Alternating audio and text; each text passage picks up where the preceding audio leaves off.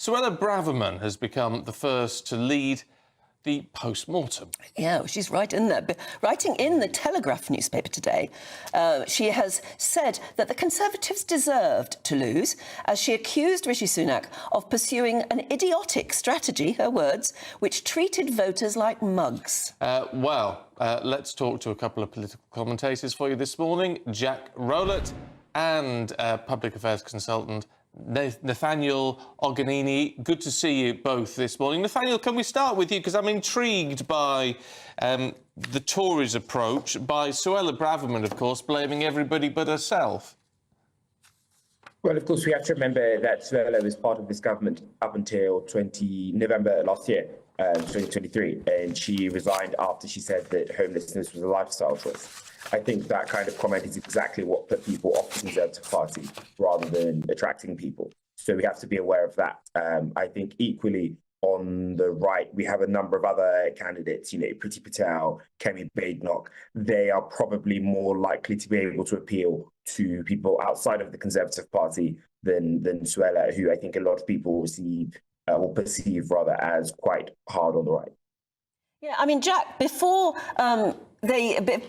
all of these various people throw their hat into the ring and say, I'd like to be the next leader, hasn't the Conservative Party, as a party, got to figure out why they failed so badly first?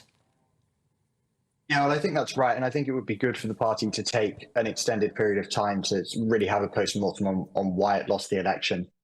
Sort of similar to 2005, when they really took several months to kind of decide on the next leader and put the various candidates through their paces. I think what's really important, though, is that the Conservative Party doesn't turn this leadership election into a pure contest between the centre of the party and the right. We've had a lot of framing that, basically what happens for the Conservative Party next is whether it chooses to go with a candidate like Braverman, who's on the right of the party, or whether it chooses to go with someone like Tom Tugendhat to appeal more to the centre ground, and whether it's the loss of the right or the loss of the centre that has really resulted in the Conservative defeat at this election. But I think actually what's really the case is the Conservative Party wins when it manages to bring the centre ground and the right together, and when it finds a vision that unites both of those groups.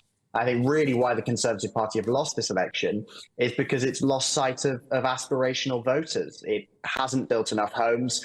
It hasn't caused economic growth. It hasn't done anything about immigration over the past 5 years. And that's ultimately why they've been punished. And they need to get back to basics, in a sense, back to an aspirational vision, low tax, economic liberalism, sensible on social issues. That's what's going to win people back over and take the fight to the Labour Party. All right, well, talking of the Labour Party, Nathaniel, I mean, look, whether you voted for him or not, Sir Keir Starmer's determined to get on with the job, it would seem, flying around the country today, and determined, whether you agree with the policies or not, to get things moving.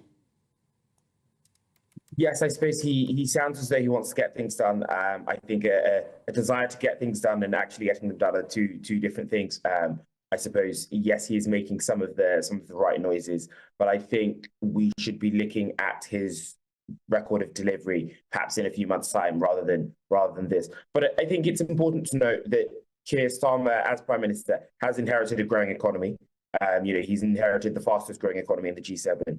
He's inherited wages that are growing faster than inflation. And so, when the budget comes, which I think is expected in September or October, and the Labour Party are likely to raise some taxes in that, and they will say, of course, the public finances are much worse than we expected, we should be holding their feet to the fire about that. Nathaniel, he's already made some very interesting choices for cabinet positions. He's brought in a couple of old Blairites, and it is said, it's reported in The Sun and various other newspapers this morning, that he has been talking to David Miliband about coming back in some way and then being appointed as the ambassador to the United States. This is all very interesting, but how will it go down with at least half of his party? Yes, it seems like Starmer's looking to the past rather than to the future on this. I'm not sure what we need is sort of reheated Labour politicians from decades past. As Jack rightly pointed out earlier, we need sensible social policy, we need economic growth. I'm more interested in how Starmer plans to do things like that. And right now, it doesn't necessarily seem like he's looking to that. What's your take on it, Jack? Well, I think the approach we've seen from Starmer so far is refreshingly pragmatic in a sense, but I do wonder how long it will last. Ultimately, in politics, you have to make political decisions, and I don't think you can pretend not to be ideological. Actually, when he's deciding who he's going to put taxes up on, because I think inevitably Labour will put taxes up when they in the autumn reveal that the public finances are in a worse state than they thought they'd be, because that's obviously going to happen. Are they going to put them up on people who vote Conservative, or are they going to put them up on people who vote Labour? So I think politics is about political decisions, and I don't think this idea that Starmer is entirely above politics is going to last that long. And I think on the appointments, looking at the idea of David Miliband as ambassador to the US, I'm not sure that's a very sensible appointment, given currently it looks like Donald Trump's going to be back in the White House from January. I think we need a cannier appointment than going back to a Blair or a figure like David Miliband. OK, well, that may just be what they're saying at the moment. Maybe. We shall have to wait and see. Nathaniel, Jack, thank you both very much indeed. Good to see you this morning. Yeah, thank you.